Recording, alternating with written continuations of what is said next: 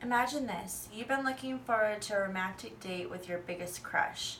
You've taken time to plan out a conversation how it would go. Despite your attempts to start conversations, your date spends more attention taking pictures of their food and posting on social media than getting to know you. How does that make you feel? There's no doubt that the use of social media offers a great deal to society. Because of that, as it is easy to overlook the dangers that can be associated with it. The use of social media in America has increased by 26% over the last 8 years, according to Pew Research.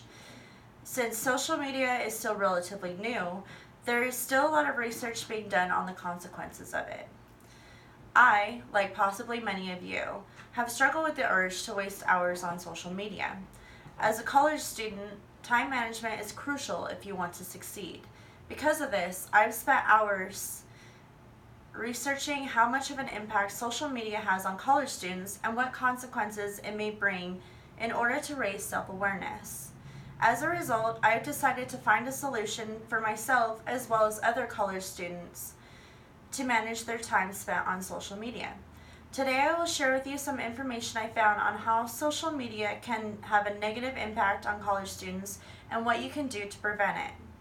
First of all, I will explain how much of an impact social media has on college-aged adults as well as people of all ages. Second, I will show you what you can do to minimize the negative effect it can have. Third, I will help you envision how my solution to this problem can affect our future. First, let's see how many college students, like us, are using social media on a daily basis and how it can affect us.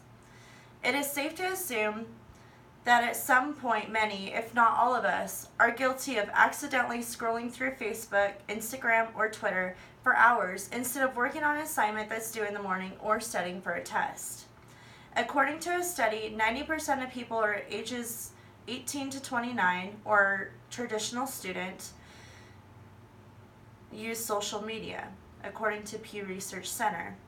74% of Facebook, 63% of Instagram, and 61% of Snapchat users visit these platforms daily, according to Pew Research Center.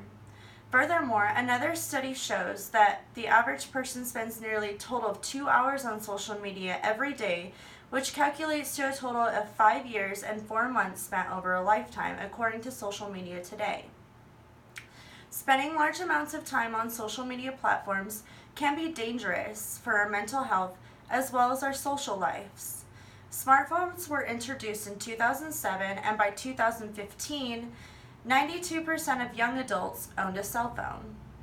During the same time frame, there was a steep spike of college students reported for seeking help, mainly for depression and anxiety, according to Child Mind Institute. A study of 1,700 people who use social media revealed that the risk of depression and anxiety tripled due to cyberbullying, having a distorted view of other people's lives, and feeling like the time spent on social media is a waste. As I'm sure most of you have noticed, a lot of people are spending more attention to their phones than spending time with the people right in front of them. This can be harmful to more than just your social life, because people will eventually walk away if they feel unappreciated, in addition to affecting the person that is being ignored. Even though social media makes us feel like we have a lot of friends, a lot of times people spend their time comparing their lives to everyone else and feeling left out when they don't get invited to an event. My target audience for this presentation is focused primarily on college students. Therefore, the data collected suggests that many, if not all, of you have an account on at least one social media platform. Now that you know the extent of how excessive use of social media can affect society, I will now discuss the solution to help reduce the dangers. Some people might suggest an alternative solution is to get rid of social media altogether. This solution is unrealistic because of how many people rely on social media.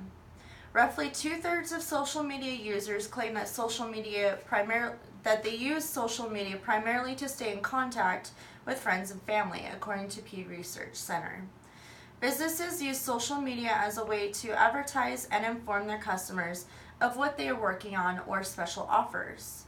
Moderate amount of social media use can be beneficial for society. Platforms like Facebook, Instagram, and Snapchat allow people to stay connected with their loved ones, whether they move across the country or go on a business trip. Thanks to social media, communities that support different causes are able to build from all over around the world and the country.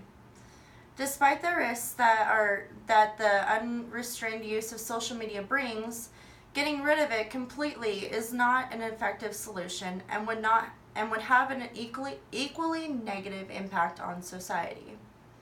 In order to reduce the negative effects on social media, we need to simply practice self-control by limiting ourselves to spending less time to scrolling.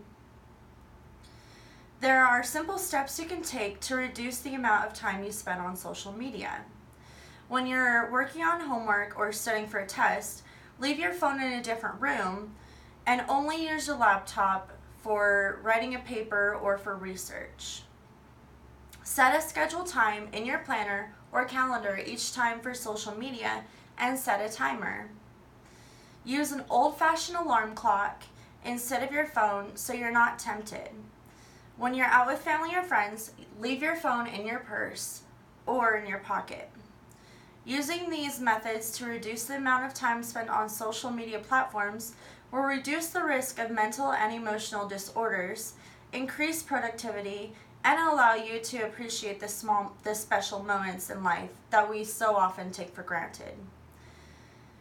Decreasing time spent on social media can help reduce the risk of mental and emotional disorders because people will be focusing more on their own lives rather than comparing theirs to others. Keeping the temptation of checking social media away will help you stay focused on the assignment or project, meaning it will take less time to do more. Putting the phone away when out with friends will decrease the distraction from enjoyment of a conversation, watching a movie or concert, or even just the beauty of nature. Some of you might say, I need my phone on me at all times because what if there's an emergency? Or just feel like it's too much work. I understand how hard it is to pull away from social media and change habits. However, I encourage you to take a minute and ask yourself, how important is your degree and living your life to the fullest?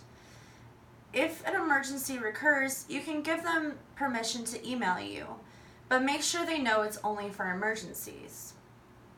You might also be thinking that I'm asking you to be super strict on how much time you spend on social media. The nice thing about this solution is it gives you the freedom to decide how much and when, as long as it doesn't conflict with your priorities. You can choose to do an hour at once or 10 minutes here and there. Now that I've explained to you how simple it can be to make the most out of your time, I want you to imagine how these simple steps could impact your daily life. You could choose to completely disregard everything I've told you and continue using social media as much as your heart desires. Imagine what could happen though. Finals are a couple days away and you have so much to do. You see your phone next to you and tell yourself you're just going to take a 5-minute break, but instead spend hours scrolling down Facebook and watching videos on YouTube. The day before finals is here and you have an exam that you haven't even studied for and possibly might fail because you've wasted too much time on social media. Now, imagine a different future where you made some simple adjustments. You started scheduling time for social media and kept your phone away so you didn't get distracted while you were working on homework or studying. You spent a few hours solely on studying for your exam the last few days. You take your final exam feeling confident and get an A. Think about these two possible futures. I think we all know which outcome is the most satisfying and positive. Now allow me to sum it up a little. Today, I have shown you that there is an easy way to reduce the negative effects that social media can have in our lives. Firstly, I explained how much of an impact social media has on college-age adults as well as people of all ages. Secondly, I explained that reducing the time spent on social media isn't as difficult as it may seem.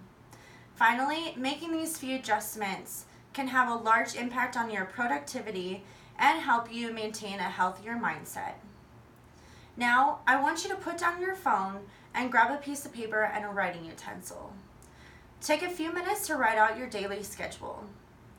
After writing down your top priorities, decide when your schedule best allows you to use social media without conflicting those priorities. Starting tomorrow, take control of your day by following that schedule. It will amaze you how much you can get done and how much time you'll have to enjoy and appreciate all the great things around you.